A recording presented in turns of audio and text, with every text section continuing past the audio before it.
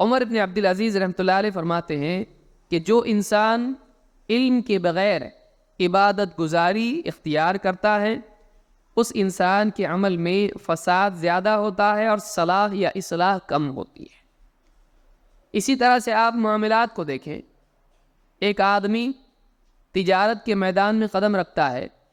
اور اس انسان کو حلال و حرام اور بیع کے اصولوں کی معلومات نہیں ہے، چاہے وہ بڑے بزنس کو کرے یا چھوٹا، بلکہ جتنا بڑا بزنس اس کا ہوگا اس انسان کی تجارت میں حرام کا شمول زیادہ ہو سکتا ہے۔ وہ ایسی ڈیل کرے گا جو جائز نہیں، وہ ایسی چیزیں خرید و فروخت کرے گا جو ہو سکتا ہے اسلام میں حرام ہو۔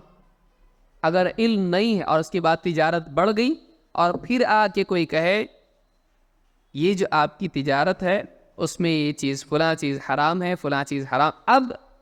ایسے انسان کے لیے پھر سے لوٹنا بھی مشکل ہو جاتا ہے۔ پھر ایسا انسان کیا کرتا ہے؟ ایسا فتویٰ تلاش کرتا ہے جو اس کی تجارت کی حلت کی دلیل بن جائے، کہیں نہ کہیں سے کوئی نہ کوئی فتویٰ تو دے گا اس کو۔ اگر وہ پہلے مرحلے میں علم حاصل کر لیتا تو اتنی دور نہیں نکل جاتا کہ واپس آنا مشکل ہو جائے۔ اسی طرح سے آپ دعوت کا میدان دیکھیں، ایک آدمی لوگوں کی اصلاح کا جذبہ اس کے اندر ہے، وہ چاہتا ہے کہ لوگ دیندار بنے، وہ چاہتا ہے کہ لوگوں کی عقائد صحیح ہوں، وہ چاہتا ہے کہ لوگوں کی زندگی میں نماز آئیں، عبادات آئیں، اللہ کا دین ہے۔ لیکن اگر ایسا انسان خود نہیں جانتا کہ دین کیا ہے، ایسا انسان جب لوگوں کے پاس جائے گا، ان سے دین کی بات کرے گا،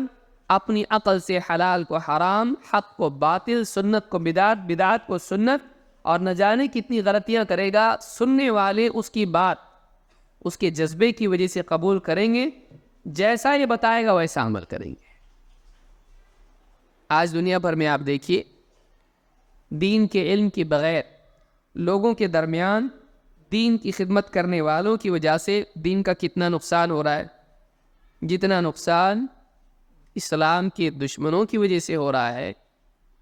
اتنا یا اس سے زیادہ تو ہم نہیں کہیں گے، لیکن اسی کے آس پاس نقصان ان لوگوں سے بھی ہو رہا ہے جو اچھے جذبے کے ساتھ، بغیر علم کے لوگوں میں دین کی خدمت کر رہے ہیں۔ ایک آدمی کو مقبولیت مل جاتی ہے، اس کے پاس علم نہیں ہوتا ہے، لوگوں کے نزدیک وہ مرجع بن جاتا ہے۔ اب وہ لوگوں کو جو بتاتا ہے، فلاں صاحب نے کہا حلال، فلاں صاحب نے کہا ایسا، اب لوگ اسی سے دلیل پکڑنا شروع کر دیتے ہیں، چاہے اس کی بات صحیح ہو یا نہیں۔ پہلے مرحلے میں اس کے پاس تھوڑا علم تھا، اتنے میں وہ چل گیا، اب وہ مشہور ہونے کے بعد لوگ اس سے اس کی اصل حیثیت سے بڑے مسئلے پوچھنے لگتے ہیں۔ اب کیا ہوتا ہے؟ اب یہاں سے مسئلہ شروع ہوتا ہے۔ مقبولیت کھونا انسان پسند نہیں کرتا۔ مشہور ہونے کے بعد ایک آدمی کرسی سے لے کے بھائی اوپر پہنچ گیا ایک دم، اب آپ اس کو وہاں سے نیچے اتارے نہیں اترے گا۔ مقبولیت مل جانے کے بعد آدمی اپنی حدوں کو بھول جاتا ہے، پھر لوگ بڑے بڑے مسئلے اس سے پوچھتے ہیں جو اس کے ڈپارٹمنٹ کے نہیں ہوتے، اور وہ شاید اور انشاءاللہ کہہ کے اس کا جواب دینا شروع کرتا ہے، خود بھی گمراہ ہوتا ہے، دوسروں کو بھی گمراہ کرتا ہے۔ لہٰذا عمر بن عبدالعزیز رحمۃ اللہ علیہ کا قول، چاہے آپ عبادات کا معاملہ دیکھیں، چاہے آپ معاملات کا معاملہ دیکھیں، یا آپ دعوت کا میدان دیکھیں، تینوں میدانوں میں آپ کو دکھائی دے گا کہ بات اپنی جگہ بالکل پختہ ہے